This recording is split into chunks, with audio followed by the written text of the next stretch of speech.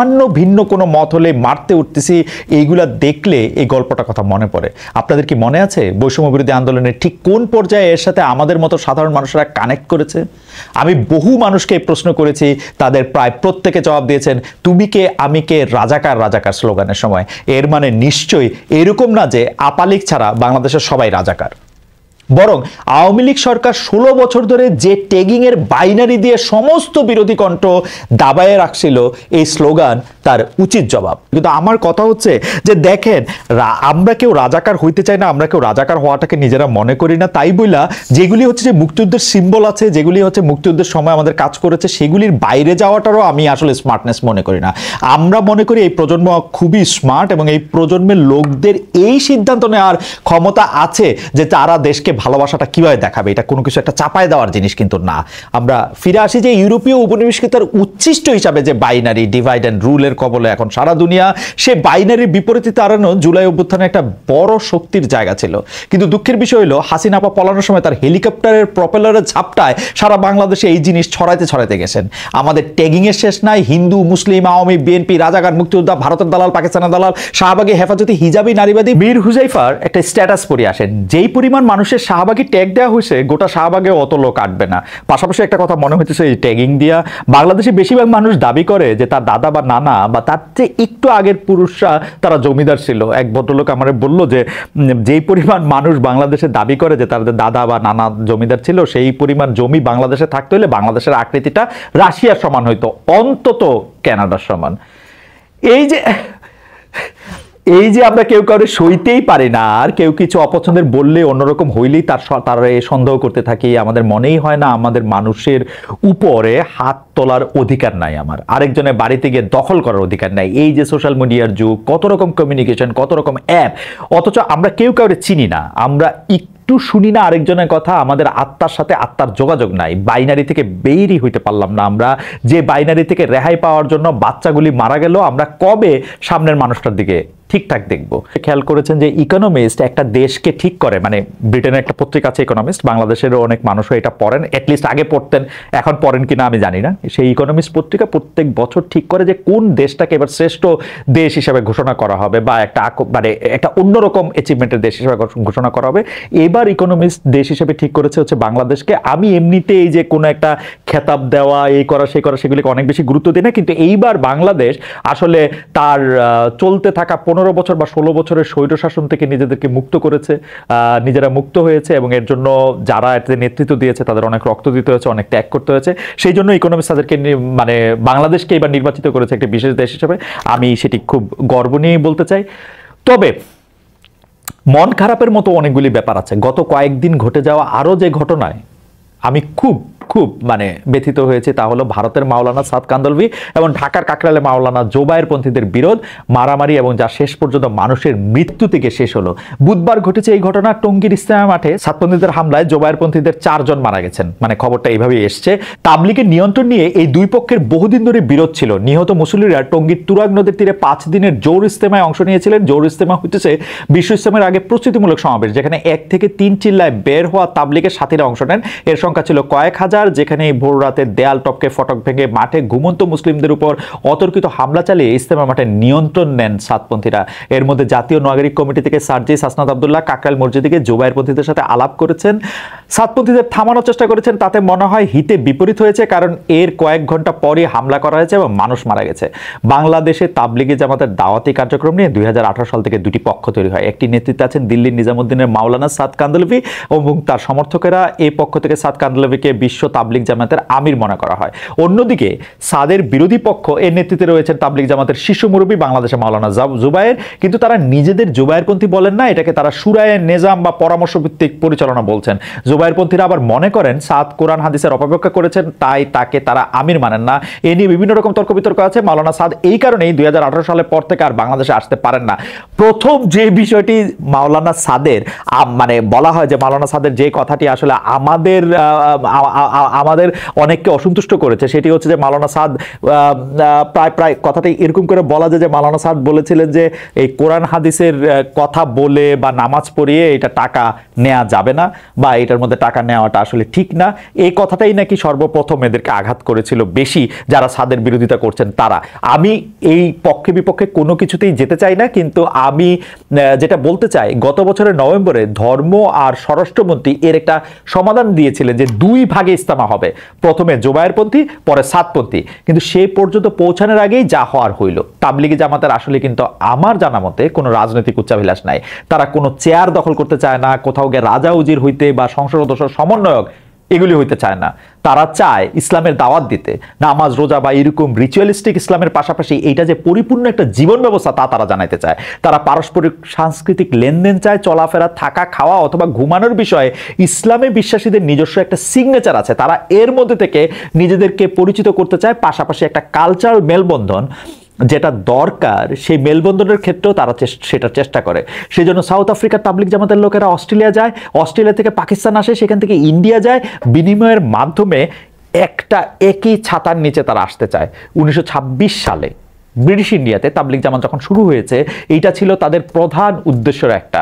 এরা সারা দুনিয়ায় এত সফল কারণ তাদের বিশ্বাসের জায়গাটা থেকে তারা সবকিছু করেন। যেমন দেখেন বাংলাদেশের মতো একটা দেশে, যে দেশের মধ্যে অনেক রকম সমস্যা আছে, আমরা তো অনেক বড়লোক দেশ না, কেউ আসলে আমরা তো তারা 5 স্টার হোটেলে থাকতে দিতে পারি না, আমরা টঙ্গীতে তাদেরকে একটা ছোট্ট একটা ইনসিগনিফিকেন্ট মাঠ দেই, যে মাঠটার মধ্যে আমরা প্রপার বাথরুম বা টয়লেট ফেসিলিটিসও আমরা দিতে পারি না, এবং এই মাঠের মধ্যে জমায়েত হয়ে কোনো রকম একটা সভা করা, সেইটা কিন্তু কোনো ধরনের মানে কি বলবো, ইসলামের যে 5টা স্তম্ভ, আপনি হজ করতে যাবেন, এইটা যেহেতু যেটা আপনার ফরজ আপনার টাকা পয়সা থাকলে, এরকম না কিন্তু ঘটনাটা।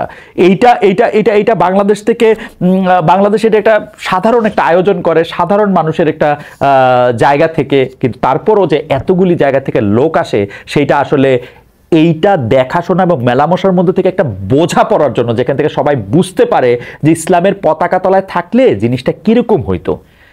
এই যে ইসলামের জন্য এত মানুষের এত স্যাক্রিফাইস, এত কষ্ট স্বীকার, এটা হযরত মুহাম্মদ সাল্লাল্লাহু আলাইহি ওয়াসাল্লামের পথ অনুসরণ করেই তিনিও আর এটা সাংঘাতিক বৈরী পরিবেশে থেকেও মানুষকে ডাক দিয়েছেন ইসলাম ধর্ম বোঝার জন্য, যে তোমরা দেখো আমরা আসলে কিভাবে খাই, কিভাবে থাকি, অন্যদের সাথে আমাদের সম্পর্ক কিভাবে তৈরি হয়, মোট কথা কিভাবে জীবনযাপন করি, কিরকম কাপড় পরি, কিরকম ব্যবসা করি, দেখো আসো এগুলি নিয়ে কথা বলি।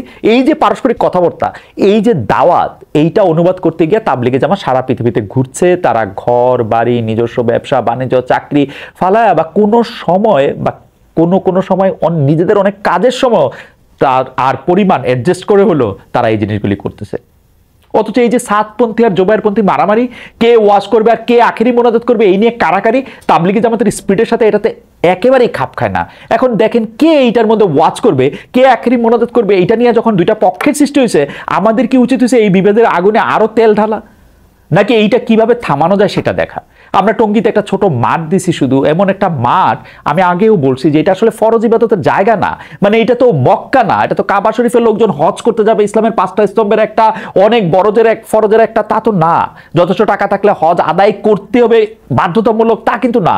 অথচ এই যে গরিব একটা দেশ, এখানে বাতাস দূষিত, যানবাহনের সংকট, জীবনের ঝুঁকি, সেখানে ফরজ ইবাদত না হওয়া সত্ত্বেও মানুষ সমবেত হইতেছে সারা দুনিয়া থেকে আইসা, সেখান থেকে মানুষ ওয়াজ শুনতেছে, আলোচনা শুনতেছে, পরবর্তী দিনে করণীয় শুনতেছে, বর্তমান সময়ের আলাপ শুনতেছে, আমরা কিভাবে চলবো, থাকবো, পড়বো, খাবো, এগুলির নির্দেশনা জানতেছে। এই জায়গাটার মধ্যে আমরা কি এই বিভেদ সৃষ্টি করতে করতে 4 জন মানুষ মাইরা ফেলবো? মারা গেছে কিন্তু 4 জন লোক, 4 জন মানুষ আমরা মাইরা ফেলবো? কি প্রতিষ্ঠা করতে আপনারা তাদেরকে মেরে ফেলা হলো বলেন তো? আপনারা কি জন্য তাদেরকে মারলেন আমার একটু বলেন তো? এটা কি যুদ্ধের ময়দান? সাতকে, জুবাইরকে, এর মধ্যে আবার কে সাতপন্থী কে জুবাইরপন্থী, কোত্থেকে এইগুলি আমাদের কাছে এত মারাত্মক ইম্পর্টেন্ট হয়ে উঠলো? মানে এটা কি সবাই খেলা? মানুষের প্রাণ কোনো অর্থ বহন করে না? এটা Brazil, Argentina, Abahani, Mohammedan, BNP, Jamaat, আমরা কি প্রতিষ্ঠা করতে চাইলাম? এটা আমার মনে হয় এক্ষুনি এই মুহূর্তে, মানে গতকালই করা উচিত ছিল, তবু এখনো সময় শেষ হয়ে যায় না। এই মুহূর্তে এই ধরনের কোনো বিভেদের মধ্যে আর থাকা উচিত না, এই বিভেদ পালা উচিত না। কারণ দেখেন, জহির রায়হানের সময়ের প্রয়োজনে গল্প পড়ছিলাম যে আজকে থেকে 3.5 দশক আগে হয়তো, যে দেশ একটা ভৌগোলিক ব্যাপার, 3 প্রজন্ম আগে পরে আমরাই কি বলতে পারবো কোনটা দেশ কোনটা বিদেশ? কিন্তু কিছু জিনিস তো থেকে যাবে, তাই না? এই যে আপনি ইসলামিক আদর্শ বলেন, মানবিক আদর্শ বলেন, এই সময় আমরা মানুষজন কই ছিলাম, সেই জায়গাগুলি তো থেকে যাবে। কি বলবে আমাদেরকে পরবর্তী প্রজন্মের লোকজন? কি উদাহরণ আমরা সৃষ্টি করতেছি? পরবর্তী মানুষ যখন দেখবে এখানে মারামারি করে 4 জন লোক মারা গেছেন, তখন তারা আসলে কি বুঝবে? কি নিয়ে মারামারি হইলো এখানে? আপনারা কি নিয়ে ফাইট করতেছেন বলেন তো? জনাব সাতপন্থী এবং জনাব জুবাইরপন্থীরা কি প্রতিষ্ঠিত করতে চাইতেছেন? কতটা প্রিয় হয়েছেন আল্লাহর? কোন ইসলাম প্রতিষ্ঠা করতেছেন আমার একটু বুঝান তো, কোন ইসলাম আপনারা প্রতিষ্ঠা করছেন? এবং আমরা যারা এর মধ্যে ফু দিতেছি, এর মধ্যে কে ঠিক কে বেঠিক সেই বিশ্লেষণের বোর্ড বসাইছি, তাদের মধ্যেকার ব্যবধান আরো বাড়ায় তুলতেছি, তারা কি চাইতেছি বলেন তো? এটা কি একটা টেস্ট ম্যাচ? এটা টুর্নামেন্ট চলতেছে? আমরা কি কেউ জিততেছি? এই প্রশ্নটা আমি রাখলাম আপনাদের জন্য। আমাদের দেখেন সবকিছু তাড়াহুড়া, যেন মাথার ভিতরে রেস চলতেছে, এত তথ্য, এত ঘটনা, এত খবর, দুনিয়া বাই বাই করে ঘুরতেছে, আর আমাদের মগজে ট্রাফিক জ্যাম লেগে যাচ্ছে, একটা অস্থিরতা ঘুরপাক খাইতে থাকে। কত কিছু করতে হবে, কত কিছু বলতে হবে, কত কিছু লিখতে হবে, কত কেউ ভুল বুঝতেছে, ভুল ভাল বলতেছে, এদের জবাব দিতে হবে। এই অস্থিরতার চোটে কিছুই করা হয় না। নিজেকে যে এত অপরিহার্য মনে হয়, এটা আসলে কেন হয় এরকম? আমরা একটা ঘোরের মধ্যে থাকতে চাই বোধ হয়। কোনো একটা ইস্যু নিয়ে আমি যদি কিছু না বলি, দুনিয়া কি থেমে যাবে? আমারে যদি কেউ ভুল বোঝে, মনে মনে গালি দেয়, কি আসে যায়? আমারে কেন এত রিয়েক্ট করতে লাগে? আমরা বিজয় দিবসে খুশিতে ঠেলায় ঘুরতে ঘুরতে মোদি ভাই একটা পোস্ট দিলেন, তিনি বাংলাদেশের বিজয় এতই খুশি হয়েছেন যে এটাকে ভারতের আপন করে নিতে চাইতেছেন, মানে আমারাইজ করে নিতে চাইতেছেন। সাথে সাথে আমাদের উপদেষ্টাদের মধ্যে আরো বেড়াছাড়া লেগে গেল। একজন তীব্র প্রতিবাদ চালাইলেন, আরেকজন বাংলাদেশের নতুন মানচিত্র হাজির করে কিছুক্ষণ পরে সেটা আবার মুছে দিলেন। ভাই, যে পোস্ট করে আবার মুছা ফেলতে হয়, সেটা করার আগে কয়েক মিনিট ভাবেন। আসি নির্বাচন প্রসঙ্গে। শেষ পর্যন্ত ডক্টর ইউনূস নির্বাচনের একটা সম্ভাব্য তারিখ ঘোষণা করেছেন। তিনি বলেছেন 2025-এর শেষে বা 2026-এর শুরুতে নির্বাচন হবে। এইবার নিশ্চয়ই বাংলাদেশের পরবর্তীতে যারা ক্ষমতায় আসবেন তারা শান্ত হইতে পারবেন। এখন একটু দম নেন, মানুষের কাছে যান, তাদের দাবি, তাদের এক্সপেকটেশনগুলি শুনেন, তাদেরকে প্রতিশ্রুতি দেন, ওয়াদা করেন, বলেন যে আপনারা ক্ষমতায় যাবেন না, দায়িত্বে যাবেন এবং শেখ হাসিনার মতো ফেসিবাদী হয়ে উঠবেন না। অন্তত এখন তো বুঝতে পারলেন ডক্টর ইউনূস সরকার অনন্তকাল থাকতেছেন না। এইবার আপনাদের এই ঘ্যানর প্যানর বাদ দিয়ে রাজনীতিটা করেন। এই বাংলাদেশে যত উপানুষ্ঠানিক অর্থনীতি আছে, মানে উপানুষ্ঠানিক অর্থনীতি মানে সাদা বাংলা ভাষায় যেগুলিকে আসলে চাঁদাবাজির বিভিন্ন খানা আছে, মানে এইটা আমি আরেকজনের কাছ থেকে শিখা একটা কথা কইলাম আর কি। আসলে যত চাঁদাবাজি আছে সেগুলি কেমনে কম করবেন, বেশি করবেন, কোন জায়গায় করবেন, কোথায় করবেন না, এগুলি ঠিক করেন। অনেকেই গণতন্ত্র মানে বোঝে যে আওয়ামী লীগ যেগুলি করতো, মানে এটা এই অনেকের সাথে আমিও আসি, অনেকেই গণতন্ত্র মানে বোঝে যেই দুষ্টামিগুলি, যেই অপরাধগুলি আওয়ামী লীগ করতো, গণতন্ত্রের মানে হচ্ছে সেগুলি আওয়ামী লীগ আর করতে পারবে না, সেগুলি করবো হচ্ছে আমি। সেরকম ভাবলে একটু সাবধান হয়ে যান। দেখছেন না আওয়ামী লীগের নেতাগো মাটির উপর দপদপায় হাঁটতো, এখন ইন্দুরের মতো পালায় রয়েছে না? ওইরকম করলে আপনাদেরও এই দশা হবে। এইবার একটু কাজের কর্মে মন দেন গো উপদেষ্টা মন্ডলী। অনেক তো সংস্কার করলেন, এর মধ্যে আপনাদের চোখের সামনে দিয়া কাউয়া কাদের পগার পার হয়েছে, 3 মাস কই লুকাইছিল কেউ জানতেন না। কেন?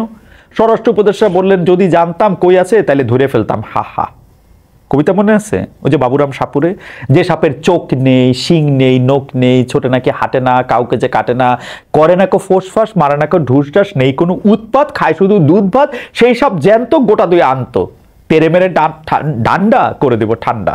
বাহ, বেশ বেশ বেশ। অর্থ উপদেষ্টারে বলি, আওয়ামী আমলে যে অপকর্মগুলি করা হয়েছে, সেই অপকর্মগুলি কথা কই আর কতদিন কইবেন যে এই অপকর্ম হয়েছে? 4 মাস হয়ে গেছে গো স্যার, একটু এবার করেন। বা এই যেই অপকর্মগুলি করা হয়েছে, ব্যাংকের খেলাপি ঋণের টাকাগুলি যে নেওয়া হয়েছে, সেগুলিকে আমরা ফেরত পাবো।